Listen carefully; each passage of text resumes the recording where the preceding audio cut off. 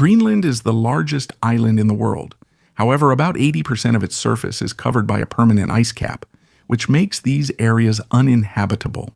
The ice-free area represents about 20% of the island, a surface comparable to that of Norway or Sweden. The total population is about 56,000 inhabitants, mainly in the southwest, where the climatic and geographical conditions are the most favorable. But here we are, New Year's wishes keep coming, and the United States is at it again, increasing their pressure on Denmark. Washington sees the island as an essential asset for its national security. Its intentions, clearly stated in its National Security Strategy 2025, are simply to take control, directly or indirectly, of the entire Western Hemisphere. Trump has made numerous statements since the beginning of his term, claiming that Greenland is vital to counter Russian and Chinese adversarial influences. But Greenland is rich, critical minerals, in a context where supply chains are increasingly contested and, above all, threatened. But here's the thing. Only two mines are active in 2026, a southern gold mine and a western anorthosite mine. The undiscovered deposits would therefore be colossal, and the first to arrive will be the first served. Only the strongest will prevail. At the same time, 85% of Greenlanders oppose joining the United States, 78% of Danes would refuse a sale, and 41% see the United States as a significant threat. They are powerless. Welcome to Terra Bellum. To achieve these goals, the White House threatens economic or military cohesion. Uncle Trump will get his way, no matter the method. Jeff Landry's appointment as special envoy in late 2025 had already heightened tensions with Denmark. At that time, Copenhagen only summoned the American ambassador. The early January 2026 military operation in Venezuela boosted American rhetoric. Trump, triumphant, declares that the United States absolutely needs Greenland for their defense. On January 9, 2026, the American president said Denmark had no legal claim to Argen Island. The fact that he landed there by boat 500 years ago doesn't mean he owns the land. A deliberately ironic statement coming from an American. But Trump's statements have only one goal: to provoke a wave of reactions and divisions in Greenland, Denmark, and throughout Europe. Like his threats of tariffs on European states opposing his Greenland project meant to apply pressure. The United States could thus aim for Greenland to consider direct talks with them without Denmark. The Kingdom of Denmark has asked Europe to send troops to Greenland to deter possible invasion, but the outcome is uncertain. Greenland is an autonomous territory within the Kingdom of Denmark, governed by the Self-Government Act of 2009, which sets out a clear division of powers between Nuuk and Copenhagen. Nuuk holds authority over local affairs, including the local economy, natural resources, justice, police, and social services. Denmark, on the other hand, retains control over defense, foreign policy, and currency. This legal framework recognizes the Greenlandic people as holders of the right to self-determination. This paves the way for a negotiated path toward possible independence through a referendum following a bilateral political agreement. Politically, Greenland functions as an autonomous community within the Danish kingdom, with the Danish monarch as head of state and subject to the Danish constitution. Treated as an equal partner since gaining autonomy in 1979 and further strengthened in 2009.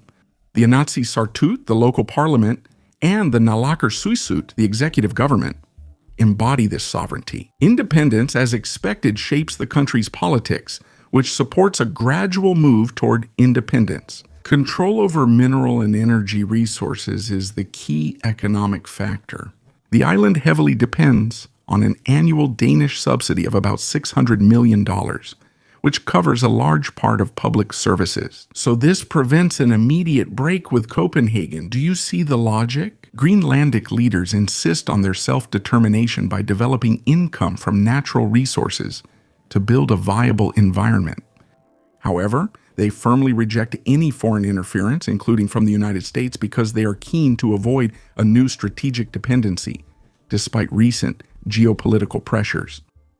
Everyone is a victim of their geography, and the United States maintains a strong strategic interest in Greenland. Its unique Arctic location offers key advantages in defense, intelligence, and the economy. The island overlooks trans-Arctic air and sea routes, allows for monitoring Russian missiles, protecting undersea cables, and projecting naval power into the North Atlantic. And this American presence already exists with a few hundred men through the Thule base, established by Danish-American agreements in 1951. Today, it contains early warning radars and anti-missile systems that protect against modern ballistic threats. Economically, the abundant resources in rare earths, critical minerals, and hydrocarbons attract Washington, with a key objective of countering the Chinese in the region and their Arctic research stations. We must also remember that the Arctic is becoming a key issue in current negotiations with Russia. Greenland then serves as a platform to control the new maritime routes and secure supply chains. His goals are driven by a vision to control key areas as ice melts and the region militarizes. As is often the case, the validity of the arguments put forward by the Trump administration appears questionable and often exaggerated. Trump criticizes Denmark for insufficient protection against Russian and Chinese interests, invoking national security to justify a takeover. But the United States already enjoys almost unlimited access to Thule and can easily expand its military presence without a formal annexation. During the Cold War, the United States even deployed more than 10,000 men, as the agreements did not set any limits. Today, fears of immediate vulnerability are likely exaggerated to hide economic motives like securing critical minerals, rather than real threats. However, elsewhere, American attempts at acquisition in 1000, 867-19, 10-19-46, and 2019 all failed. The current American narrative focuses more on hemispheric influence, prioritizing power balance over local consent and self-determination. If the United States acts before Donald Trump's term ends, it may help to consider possible and realistic scenarios. One scenario is a negotiated agreement, such as between the United States, Denmark, and Greenland.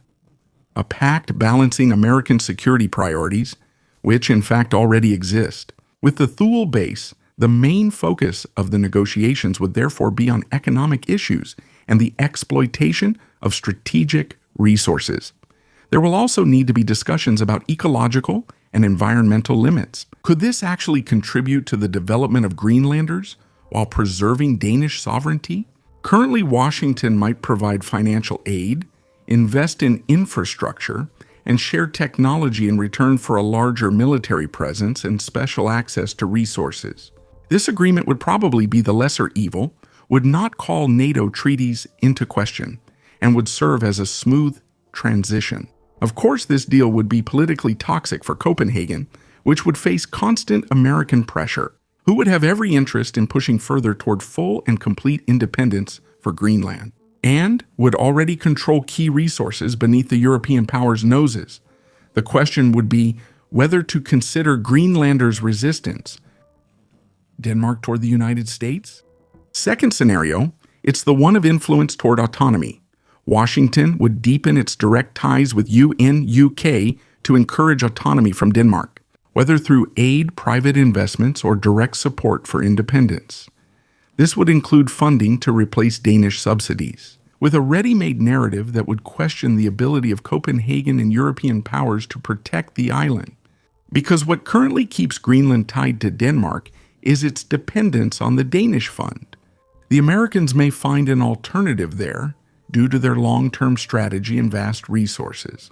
There's a risk of no agreement, leading instead to an economic power struggle clearly showing American dominance. Denmark would be very interested in raising its subsidies to compete with American offers. The European Union will need to support it economically, viewing Denmark as a key strategic pioneer.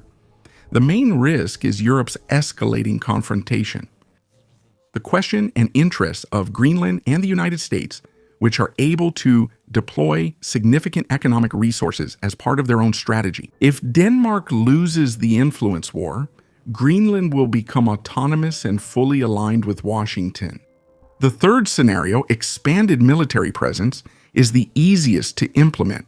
Trump would use existing agreements to boost United States military presence without officially changing legal status. He would justify this by citing Russian, Chinese, or Guatemalan threats. It doesn't matter. And the main opposition to this militarization of Greenland could be local and therefore limited. The United States' dominant power would create uncertainty about the Danish veto and control over the territory. We'd essentially return to a Cold War-like situation. Denmark would be weaker, but there wouldn't be a major crisis. Under existing agreements, short-term effects would be limited to Russia's response to the increased United States presence. Scenario 4 is the least likely but still worth mentioning given the context. This scenario involves direct military intervention, triggered by an Arctic crisis. The United States would quickly deploy forces to secure key infrastructure, bypassing any communication with Copenhagen. The operation would be swift, focused on air and sea, pressuring Nuuk to legitimize it. At the local level, Denmark likely has no military options, and no European country will risk deploying troops against the United States. So if Trump wants it, he can do it. Mainly, the issue is a NATO split, which could either strengthen an independent European defense agreement or cause NATO's collapse. A stronger, more militarily independent Europe is what Donald Trump's United States has wanted for years. In the Arctic, it will all depend on United States negotiations with Russia. The region could be either the world's most peaceful or the most prone to major power incidents. That being said, and regardless of the scenario, the effective loss of Greenland will inflict major strategic, economic, and political harm on Denmark, as well as on the European Union. While exposing their vulnerability to a superpower like the United States, Copenhagen would see its Arctic influence evaporate.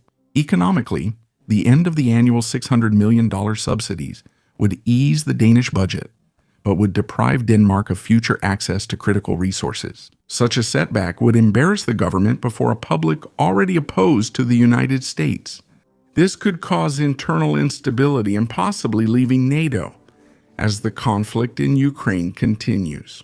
For the European Union, which is connected to Greenland via Denmark, more United States influence would increase strategic fragmentation. Despite sending a few soldiers symbolically, the mutual defense clauses were ineffective against Washington because there was no consensus to sanction the United States or help Denmark militarily. This could weaken the European bloc or push them toward autonomous defense while greatly reducing their Arctic influence, a strategic area. In the long run, the European Union could risk a loss of unity coupled with a loss of overall credibility.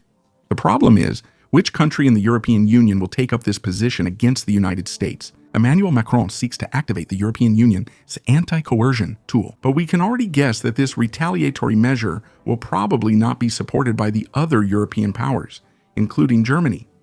Faced with powerful major players, Denmark's outlook is bleak.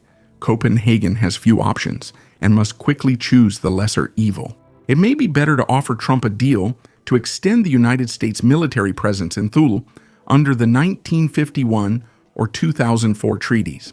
That would maintain some sovereignty and prevent losing Greenland entirely, at least until Denmark or the European Union strengthens their position, or possibly not at all. Another option for Denmark might seem paradoxical, but it would be to accelerate Greenlandic independence. Denmark would then act as a facilitator and could take advantage of local opposition. 85% of Greenlanders are against annexation by the United States. Denmark would thus play on the sovereignty narrative, which is still strong, before the United States can influence it. The main role here would be that of the European Union, which should be mobilized multilaterally to carry out investments and trade negotiations. But which country will be ready to bear the costs, especially while the war in Ukraine continues? Donald Trump doesn't pick his timing randomly. The balance of power decides the options. Denmark may try to turn the crisis into an opportunity, with the key being responsiveness.